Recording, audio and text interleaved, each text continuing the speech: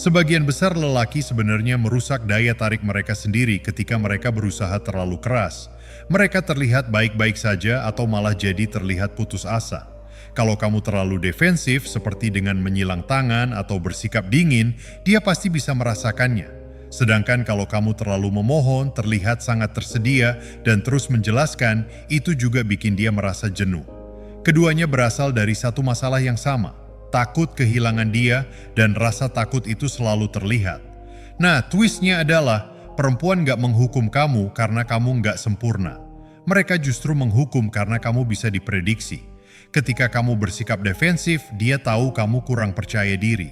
Ketika kamu memohon, dia tahu kamu putus asa. Keduanya bikin dia kehilangan minat. Bayangkan seperti magnet. Kalau kamu terlalu mendorong, dia akan menjauh. Kalau kamu terlalu menahan, ya nggak ada yang terjadi. Titik manisnya adalah membiarkan daya tarik itu muncul dengan sendirinya. Coba deh lain kali dia menguji kamu, jangan berdebat atau merayu. Sebagai gantinya, miringkan kepala, tersenyum sedikit dan bilang, itu lucu, hampir bikin saya terjebak. Gak perlu membela diri, gak perlu mengejar, hanya ubah cara pandang. Sekarang dia yang harus membuktikan dirinya. Cobalah ini dengan tulus. Cuma sekali saja. Dalam percakapan kecil pun, kamu akan merasakan pergeseran yang cepat. Karena setelah kamu berhenti bersikap defensif dan memohon, kamu menciptakan ruang. Dan disitulah rasa ingin tahunya mulai muncul. Ingat kalimat ini, daya tarik mati ketika kamu mendorong. Ia hidup saat kamu membiarkan. Dan disitulah lapisan berikutnya dimulai. Karena jika mendorong membunuh daya tarik, lalu apa yang sebenarnya bikin dia tertarik lebih dalam? Ketidakresistensian mungkin terdengar berlawanan dengan insting, tapi itu jadi efektif setelah kamu paham. Semakin kamu melawan, semakin dia merasakan ketegangan itu. Semakin kamu rileks, semakin dia memberikan energinya ke kamu. Ini seperti pasir hisap. Pria yang berjuang akan tenggelam, sementara pria yang tetap tenang akan mengapung. Ini yang terjadi di kehidupan nyata. Dia melemparkan serangan. Apakah kamu berbicara dengan setiap gadis seperti ini? Pria biasa melawan. Dia berkata, tidak, kamu berbeda. Saya tidak bermaksud seperti itu. Itu adalah perjuangan. Ketidakresistensian berbeda.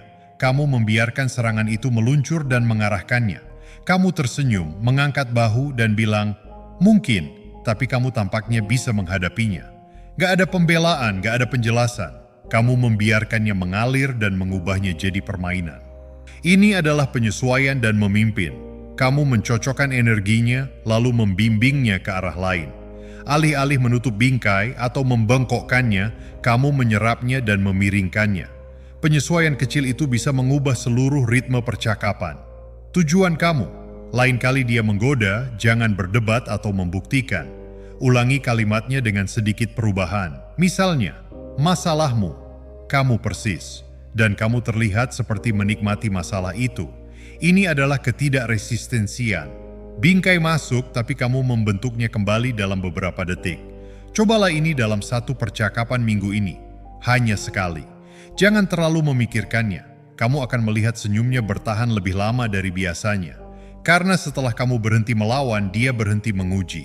Dan ketika dia berhenti menguji, pikirannya mulai bertanya-tanya apa yang sebenarnya ada di balik ketenangan ini. Ingat ini, energi yang kamu berikan adalah energi yang disimpan. Energi yang dilawan adalah energi yang hilang. Tapi ada yang lebih menarik, karena sihir yang sebenarnya bukan hanya dalam mengarahkan energinya. Ini tentang menanamkan pemikiran yang nggak bisa dia lupakan lama setelah percakapan berakhir. Menanam adalah seni berbicara sedikit dan membiarkan otaknya melakukan pekerjaan berat. Kamu nggak memaksakan poinnya. Kamu menjatuhkannya seperti biji, lalu melanjutkan. Nanti dia akan menyiramnya dengan imajinasinya sendiri. Bayangkan ini, kamu berbicara santai dan menyelipkan satu hal lucu. Orang biasanya jadi penasaran bagaimana rasanya bersantai dengan kamu lagi. Kemudian kamu ganti topik. Kamu tidak mengajaknya berkencan. Kamu tidak mendorong. Tapi bijinya sudah ditanam. Pikirannya nggak bisa berhenti bertanya. Apakah saya akan bersantai dengannya lagi? Apa rasanya? Ini berhasil karena bawah sadar membenci pemikiran yang belum selesai. Ini disebut frasa presuposisi yang menyelinap asumsi di bawah radar. Kamu tidak memberitahunya untuk menginginkan lebih. Kamu menganggap dia sudah melakukannya dan otaknya berusaha untuk memahaminya. Berikut adalah langkah cepat kamu. Lain kali dalam percakapan, jatuhkan satu kalimat yang mengasumsikan koneksi di masa depan. Contoh, kamu mungkin akan menggoda saya tentang ini lagi nanti. Kemudian berhenti. Tidak ada senyuman, tidak ada penjelasan. Biarkan keheningan menelan itu. Cobalah ini dengan hati-hati. Jangan terlalu sering menggunakannya. 1 biji per interaksi sudah cukup. Terlalu banyak dan kamu terlihat seperti sedang menjual. 1 biji kuat karena ia tumbuh dengan sendirinya. Karena setelah kamu belajar untuk menjatuhkan alih-alih mendorong, kamu berhenti mengejar perhatiannya. Dia mulai mengejar makna. Kunci ini di kepala kamu, sebuah pemikiran yang ditanam tumbuh lebih kuat daripada yang dipaksakan. Dan inilah twistnya. Ketika kamu menggabungkan penanaman dengan ketidakhadiran, pikirannya tidak hanya memutar ulang kalimat itu memperkuatnya. Itulah efek gema. Gema emosional adalah apa yang terjadi setelah kamu meninggalkan ruangan atau bahkan hanya jeda dalam percakapan. Ini adalah efek pemutaran ulang. Otaknya kembali memikirkan kata-kata kamu, nada suara kamu, tatapan kamu. Dan karena ingatan tidak pernah netral, dia tidak hanya mengingatnya, dia memperkuatnya. Bayangkan menjatuhkan batu ke dalam air. Riak tidak berhenti ketika batu itu menghilang. Mereka menyebar lebih luas. Sama dengan emosi. Kamu memberi dia percikan, kemudian kamu mundur. Jarak memaksanya untuk menjaga percikan itu tetap hidup seringkali lebih kuat daripada ketika kamu ada di sana. Berikut adalah triknya. Jangan membanjiri dia dengan perhatian. Beri dia satu dorongan lalu biarkan keheningan melakukan sisanya. Contoh, kamu membuatnya tertawa, kemudian alih-alih menambah lebih banyak lelucon, kamu bersandar menyesap minuman kamu dan membiarkannya merenungkan. Dia memutar ulang tawa itu di kepalanya, bertanya-tanya mengapa itu terasa begitu baik. Pemutaran ulang itu adalah gema. Kamu menciptakan keadaan emosional, kemudian menjauh sehingga pikirannya mengaitkannya kepada kamu secara otomatis. Semakin sedikit kamu mencoba untuk menahannya, semakin dalam ia melekat. Berikut adalah langkah kamu. Akhiri dengan nada tinggi, bukan ketika energinya datar. Jika dia tertawa, potong dengan singkat, kamu menyenangkan, saya akan membiarkanmu pulih. Kemudian alihkan topik, biarkan otaknya merasa lapar. Silakan jangan takut dengan jeda. Saya tahu keheningan terasa berisiko, tetapi dalam momen-momen tenang itulah pikirannya melakukan pengejaran. Karena ketika dia menggema di kepalanya, kamu tidak bersaing dengan pria lain lagi. Kamu sudah ada di dalam imajinasinya. Ingat kalimat ini, gema bertahan lebih lama daripada suara. Tetapi sekarang bayangkan menggabungkan gema itu dengan sesuatu yang lain, ketegangan. Bukan ketegangan yang dipaksakan, tetapi yang alami, yang muncul dari tidak pernah memberikan seluruh ceritanya. Disitulah kaitnya berada. Kait berada dalam ketegangan, bukan ketegangan yang kamu ciptakan dengan mendorong, tetapi ketegangan yang muncul ketika kamu tidak pernah memberinya kepastian penuh. Otaknya mendambakan resolusi. Dia ingin tahu tepatnya di mana dia berdiri, tetapi kamu tidak pernah memberikannya. Jarak itu adalah yang membuatnya terus tertarik. Pikirkan seperti cliffhanger dalam sebuah acara. Kamu menyelesaikan episode, tetapi adegan terakhir tidak terpecahkan. Apakah kamu pergi? Tidak. Kamu menekan episode berikutnya. Daya tariknya bekerja dengan cara yang sama.